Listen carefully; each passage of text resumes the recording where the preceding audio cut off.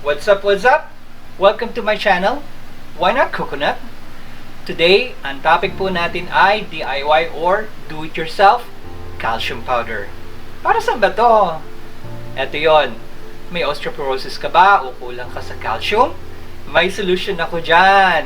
Makakatipid ka na, bawas pa sa basura, so eco-friendly siya, di ba? Pero bago lahat, fact check muna tayo. Why? Why not coconut? 1. Ang balat ng itlog ay mataas sa calcium carbonate. Kailangan ito ng ating katawan for strong bones, muscles at teeth. Calcium carbonate supports bone health. Kung low calcium ka o vegan, kailangan mo ito, kaibigan. Bukod doon, may trace amounts ito ng magnesium, strontium, zinc, copper at selenium. Now, babala kaibigan. Kailangan din natin pag-ingatan ang ating preparation para safe. Ready? Let's go! Step 1, wash your eggs. Okay, hugasan po natin ang mga balat ng itlog sa tubig. Siguraduhin natin ito hindi na malansa. At lalong-lalo na wala na yung pula ng itlog. Dahil yung pula ng itlog po ay pwede tayong makukuha ng salmonella. Ang salmonella is bad news. We do not want that. Step 2, tuyuin na mga balat na ito. Use a tissue, itapat sa electric fan, ilagay niya sa isang lugar na mahangin hanggang ito ay matuyo. Afterwards, pwede na natin itong in-store sa isang lalagyan na may takip upang hindi pasukin ng dumi, pasukin ng insekto, ng amag o kung ano man. Pwede natin itong in-store for 3 to 5 days basta siya ay tuyo. Pag ready na kayo magproseso, here we go! Step 3, lulutuin natin ang mga balat ng itlog na ito sa microwave. Ngayon, ilagay natin ang balat sa microwave for medium setting at 1 minute. 1 minute lang po. Kasi pwede siyang masunog. Pagkatapos nun, ilabas sila sa microwave at palamigin mo muna for about 5 minutes. Then, repeat the process. Okay, lutuin uli ng 1 minute for 3 times. Ito ay para makasiguro tayong wala na siyang bacteria at safe na siya.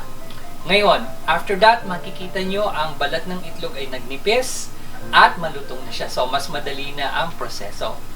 Step 4, dikdi ka na. Pero kung meron kang food processor, yun ang gamitin mo. Swerte mo. Ako wala eh. Kaya ang ginagamit ko ay mortar and pestle.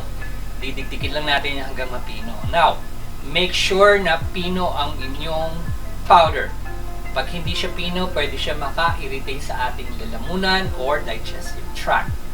So, gumamit kayo ng sieve o salaan para mapino yon. Yung hindi nyo mapino, huwag nyong itapon. Pwede natin ilagay yan sa paso sa mga halaman nyo. Kailangan rin natin ng mga halaman at ang mga halaman ay kailangan ng calcium rin.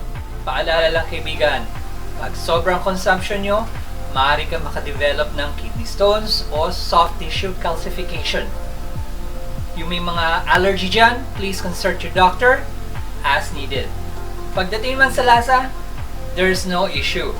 Wala pong lasa ang ating powder, hindi po ito makakapekto sa lasa ng ating drinks or food.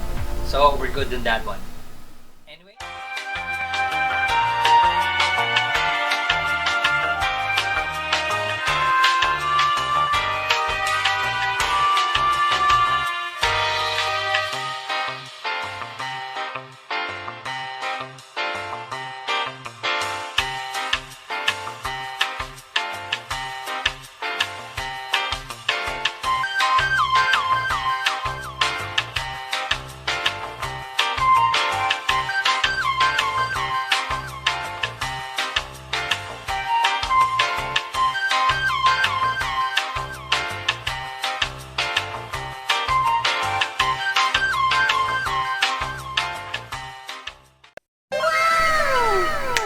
bonus round, ladies and gentlemen.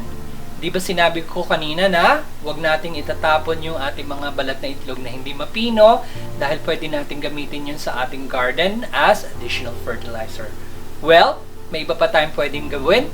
So, mga balat ng vegetables, fruits, even root crops, basta malambot like mangoes, bananas, beans, carrots, potatoes, Kahit po balat ng mani, yung nilabon, we can use that. Huwag lang po balat ng niyog dahil matigas yun.